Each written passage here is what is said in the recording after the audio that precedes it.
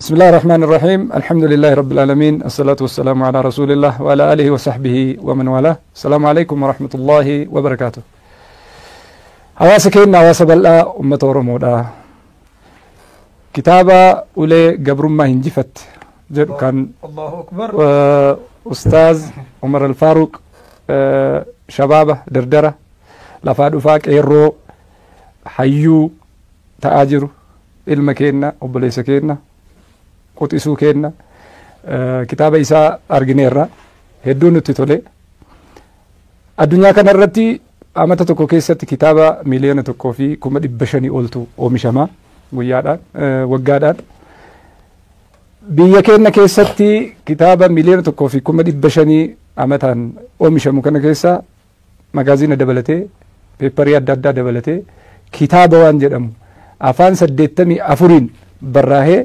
kitaaba 250 qofattu oomishama biyya USA'tti hanga bara 2013 kitaaba 600 miliyoona tokkotti oomishama yeroo ammaa kana keessatti irra caalaa kitaaba miliyoona tokko olii biyya takkitti oomisha sunu USA keessatti oomishama hawaasni sun qaroominni isaa bakki inni amma gahe sadarkaan amma inni irra jiru akkitti inni addunyaa bulchaa jiru waan kitaabarraa barruurraa barreessuurraa hubachuurraa dubbisuurraa beekurraa argame jechaadha gara biyya keenyaatti yoo deebinu immoo kitaaba 250 amata tokko keessatti oomishama kitaaba kana keessa kitaabni afaan oromootiin oomishamu immoo hagam ta'a asirraa ilaaluu hin dandeessanii parsantitti yogguu deebisnu namni tokko ummata miliyoona 120 oltu biyya kana keessa jira jedhamee yaaddama kana keessa ammoo average yoo deebisnu namni tokko amata keessatti fuula 6 qofa dubbisa jechaadha hedduu dubbisuun isaa amata tokko keessatti fuula 6 dubbisa averageedhaan fuula 6 kan ammoo walitti deebisnee nama dubbisuuf yoo qoonne namni miliyoona 119 ol kitaabaan waliin beeku jecha argisiisa miliyoona 119 ol kitaabaan waliin beeku namni kitaaban dubbisne namni waan dubbisne namni barruulee adda addaan dubbisne maaliin addunyaadhaan wal baraa kan jedhus gaafii guddatu keessa jira jechuudha rabbiin kenna subhaanahu wa ta'ala awwala jalqabatti iqra jedhee qur'aana rabbii buuse fa'lam annahu laa ilaaha illa allah wastaghfir lidhanbika jedha rabbiin subhaanahu wa ta'ala nama waa beekattu waa hojjeta hujiin dura beekumsatu dursa beekumsaaf immoo dubbisutu dursa dubbisuuf immoo addunyaa hubachuutu dursa namni uf hin beekne namni waan beekne namni addunyaa hin beekne duniyaa isaas akhiraa isaas geggeeffachuu hin danda'u kanarraa kan ka'e yeroo hedduu namni fuula tokko gadi barreessee jennaan barruu kana gabaabsii warra jedhutti koomentii irratti argama jechaadha feesbuuk irratti yuutuubii irratti bakka fedhettu haa ta'u mana barumsaa sogguu seenne ijoolleen mana barumsaa keessatti barattu barsiisaa boordii irratti sa'a dheeraa barreessu hin jaallatan haasaa malee haasaa deemaa jirus haasaa qulqulluu haasaa bareedaa haasaa nama qaru haasaa barumsa irraa fudhatanis namni daawwachaa jiru hin jiru yuutuubii hogguu seentan barruulee adda addaa waan faayidaa qabu waan ummata barsiisu waan duniyaaf ta'u waan akhiraa ofiitiif ta'u namni dhaggeeffatu hin jiru yookaan sirba yookaan muuvii adda addaati yookaan immoo waan bu'aa hin qabne irratti yeroo kenna qisaasaa jirra kanarraa kan ka'e warri waa barreessu warri kitaaba maxxansu hamilee kitaaba maxxansuu hin qabu jechaadha kitaabni immoo yoo maxxaniin yoo hin barraahin dhaloota irraa dhalootatti hin darbu wanni feesbuuk irraa deemu wanni tiktook irraa deemu wanni sooshaal miidiyaa garagara irraa deemu imooshinaal waan ta'e waan yeroo gabaabaati malee waan dhaabbataa waan hin ta'iniif ilmi namaa bifa lama waa argata pain and pleasure jetti faranjiini dhukkubarraa waa barata yoo dhukkubsate waa barreessa yoo laalaan itti dhagahame waa barreessa laalaa san hawaasa sanii dabarsa gara lammaffaatiin immoo yoo gammade yoo gammachuun itti dhagahame yoo wanni hojjetu sun gaarii ta'e gammachuu sanirraa ka'ee waa barreessa nuti gaafa dhukkubsannus barreessineen kennu gaafa gammannus barreessineen kennu laalaan kennas qilleensa irratti hafa dhukkubni kennas qilleensa irratti hafa naareeshiniin addunyaa irratti deemu tirrikt wanni jedhaniin seenaa wanni jedhaniin kun abbaan fedhe akka barreesse akka fedhetti barreessee nuu kenna kitaaba saniin namni nu mormachaa deema kana waan ta'eef akka ummata islaamaatti akka hawaasa Oromootti waa barreessuun waa dubbisuun waa quba qabaachuun wal quba qabaachuun kitaabaan waa walii dabarsuun dhaloota dhufu egeree dhufuuf kaayyoo qabatanii galma ofii kaa'anii tarsiimoodhaan adeemsaan karooraan hawaasa dhufaa jirutti dhaloota dhufaa jirutti dhaamsi nu dabarsisuun karaa kitaabaatiin karaa viidiyootiin karaa oodiyootiin karaa barruutiin yoo hin darbin seenaa qofa ta'ee wal mormii kaasa waan ta'eef barreessuun dirqama kenna waan barraa'ee dubbisuun dirqama kenna nama barreessoo hamilee kennuun dirqama kenna warri barreessitan immoo abbaan fedhe yaa dubbisu abbaan fedhe yaa dhiisu dhaloota biraattu itti kaa dhaloota dhufutti dubbisuuf deema seenaa ta'a ragaa ta'a hamileen keessan akka hin cabne akka barreessitan dhaloonni lafaa dhufaa jirtan immoo barumsa keessan irra cimtanii barruu keessan barreessitanii hawaasa lafaa dhufuuf ilmaan keessaniif dhaamsa akka dabarsitan amaanaa isiniin jedha. Assalaamu alaikum wa rahmatullahi wa barakaatuh. Haasawni obboleessa keenya Ustaaz Sufiyaan waa hedduu nama keessatti uuma. Ilmi namaa addunyaa kanarratti khaasiyyaa qaba. Waan uumama rabbiin uume kanarraa ittiin addaa. Wanni sun maali? Dhagahuu, hubatuu, barreessuu, dubbisuudha. Wanni afran kun waan rabbiin ilma aadamiif qofaaf kenne namni biraa uumamni biraan qabu. Laaftuu isinitti hin fakkaatin ni'imaa addunyaa tana keessa jirturraa ni'imaa irra guddooti. Fakkeenyaaf amma wanni nuti irraa dubbachuu jirru kitaaba barreeffame irraa dubbatu jira.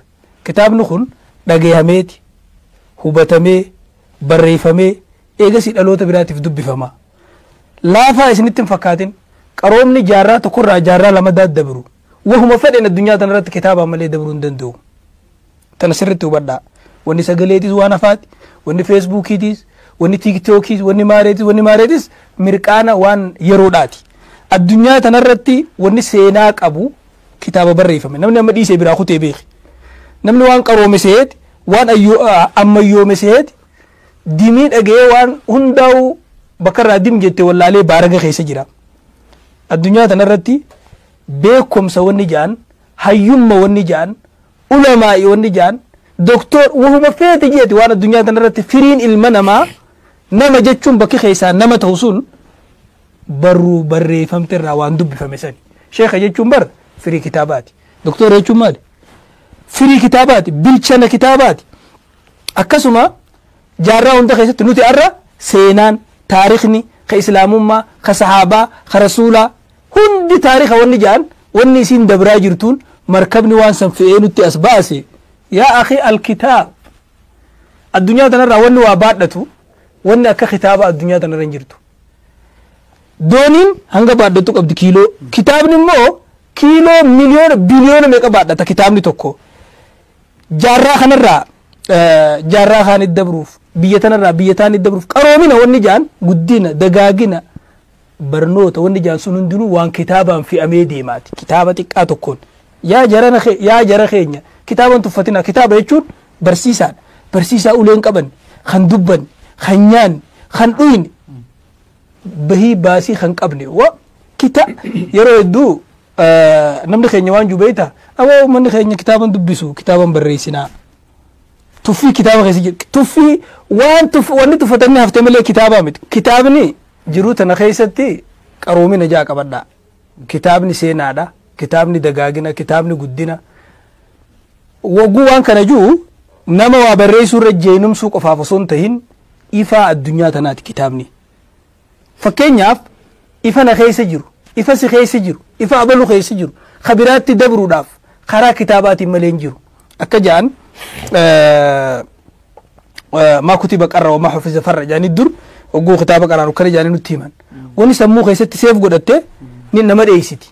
Takkaasii kutaa'uu biraa. Yookaan isii si biraa kuta. Yookaan si biraa kuta yookaan isii si biraa kuta. Wanni barreeffame immoo qarra achumatti hafti jaan dhaloota dhufuuf hafti. Dhalootatti wanni ergaan dabartuun barruudhaani. Kanaaf kitaaba obboleessi keenya Umar Alfaaruq barreesse irratti ergaanii nan qabu. Addunyaa tanarratti barsiisaan kitaaba irra umrii dheeratu hin jiru jaan. Namni bar yeroo muraasa jiraata. Ati ilaalcha keessa jiru tokko maal jaan ulamaan وراء كل فكرة وراء كل كتاب فكرة ووراء كل فكرة خطوة إلى الأمام جان. كتابه هند دوبا ilaalcha namni kitaaba san katabeefii jira.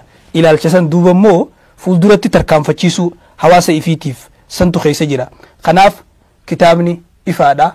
Barsiisaa umurii kan dheeratu, barsiisaa kan firii yeroo takkaa, firii jaarraa tokko jaarraa kaanit dabarsu bifa sanii ilaallee kitaabni ammas yeroo hedduu waan ilaalu beektaa waan namni nama dubbaturra waan namni taa'ee nama barsiisurra wanni hawaasa keessatti kitaabarra faaneessu hin jiru. Namni tokko kophaasaa mana isaa galee hoggaa waa dubbisu bakka namni tokko hin jirretti ergaan sun sammuu isaa keessatti hafti. Ati kitaaba kana namni naan dubbisne, namni hedduun hin binne, nama hedduu bira hin geenye jechuu laalta. Kitaabni tokkichaan ergaa ati nama 1,000 irratti yeroo takkaaf dabarsiturra isaaturra ergaa hafaadha. Kanaaf kitaaba laaffisinaa ergaan tun ergaa ilaalcha barruu Umar al-Faaruq qofa laaltuu miti.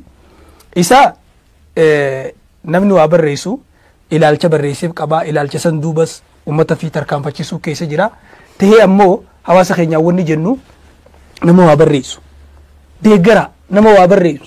Cinaa dhaabbadha nama waa barreessu. Barreessu sanirra gargaara. Ifumaafuu barreessa. Nuyi har'aan tana namni waa hayyumma jaan namni maal jambeeta makmaaksa tokko jira. Aqlu rajuli fi qalamihi jaan.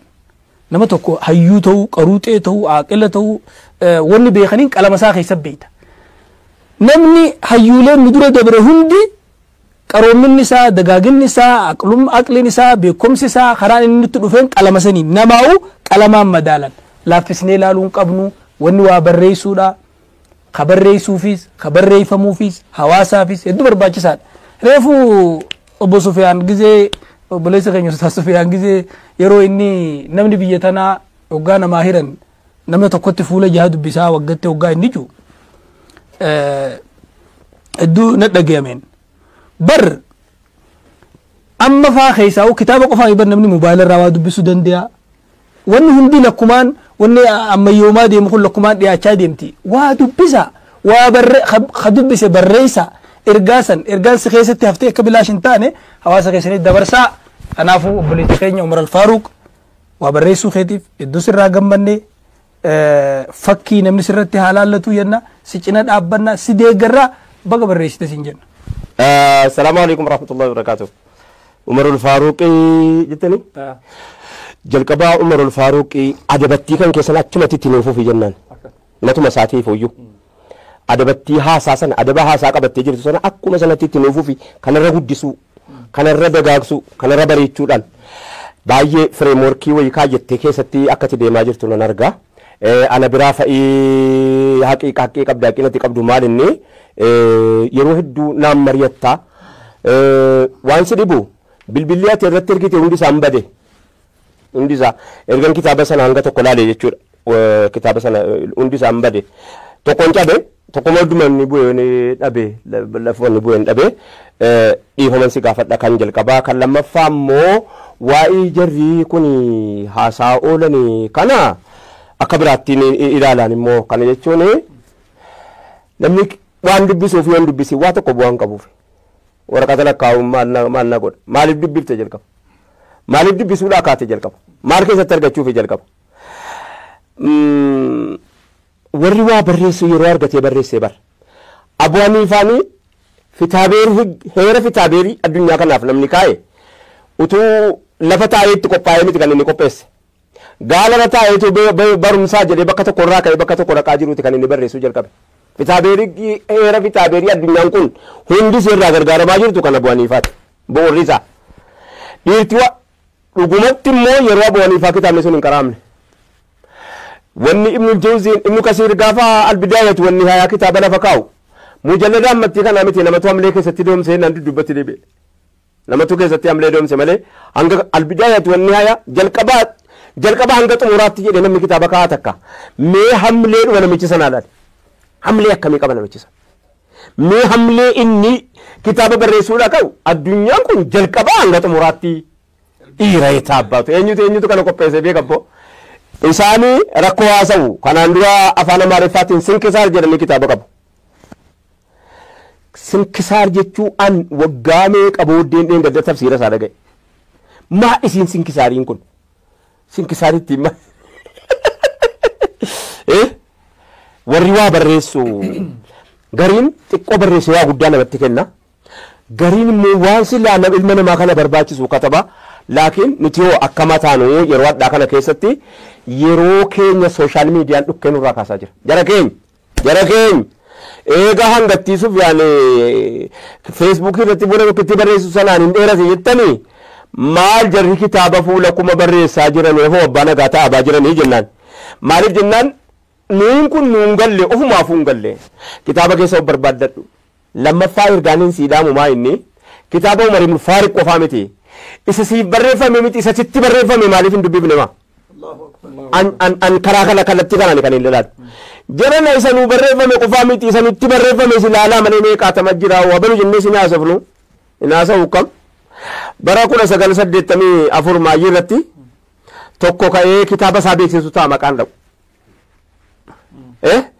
beeksisu kam 84 waa'ee bilisummaa hawaasa keenya irratti bilisummaa barbaacha irratti ka'eeti kitaaba wayii maqaa moggaafatee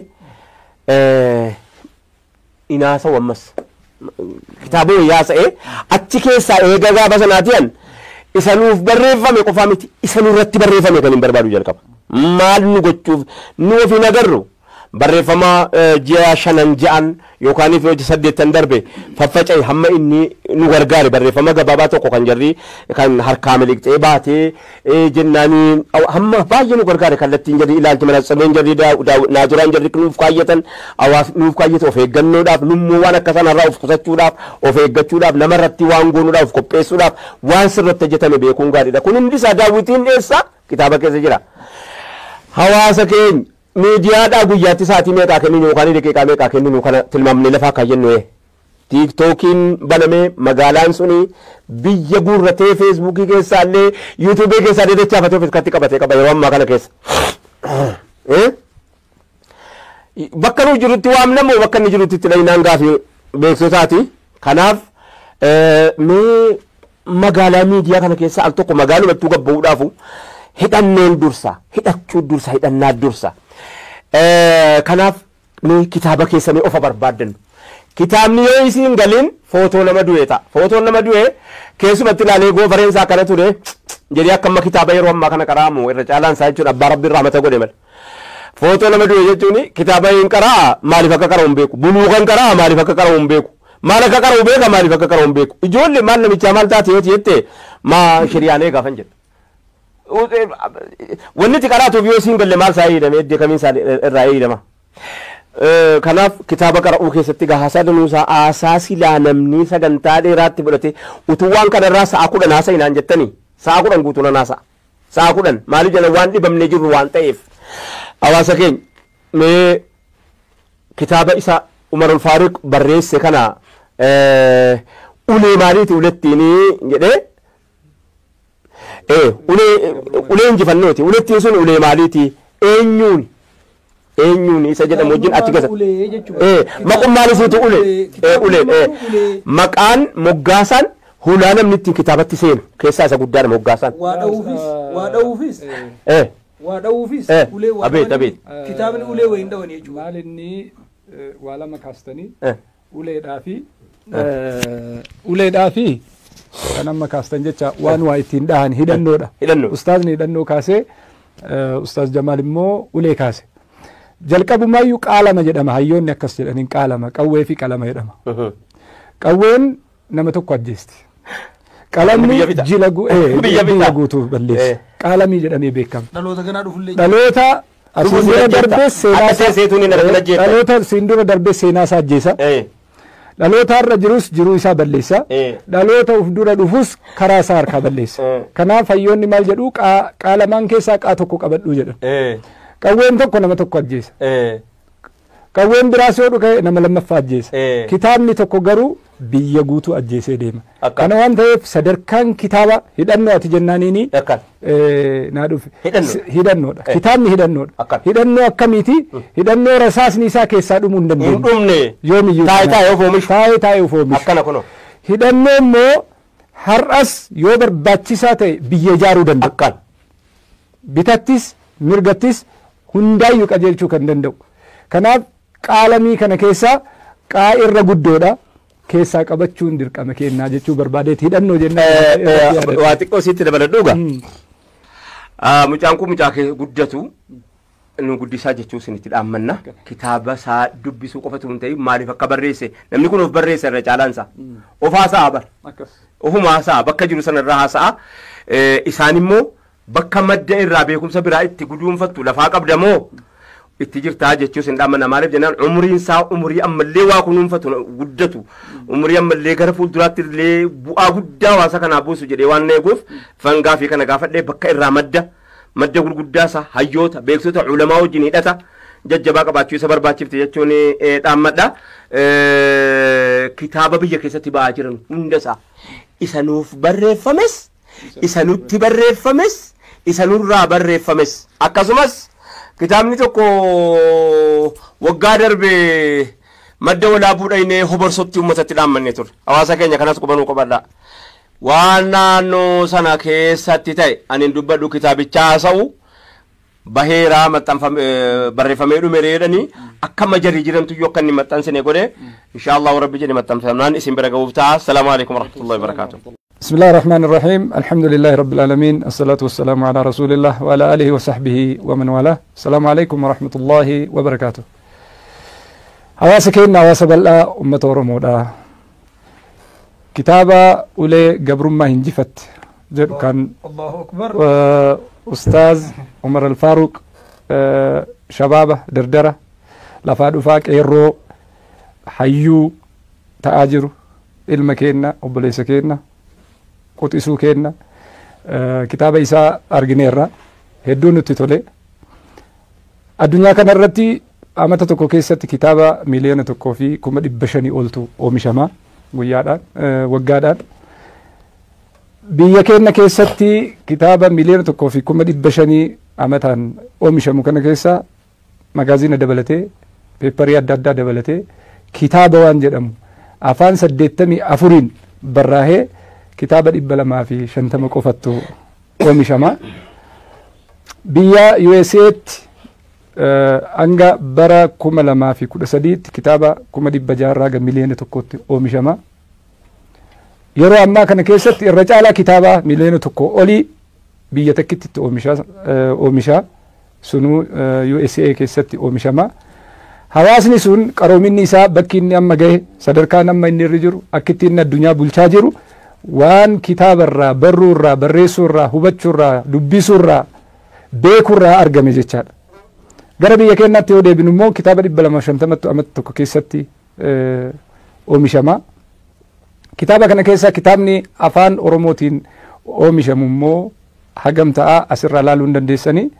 parsantitti yogguu deebisnu namni tokko ummata miliyoona 120 oltu biyya kana keessa jira jedhamee yaaddama kana keessa ammoo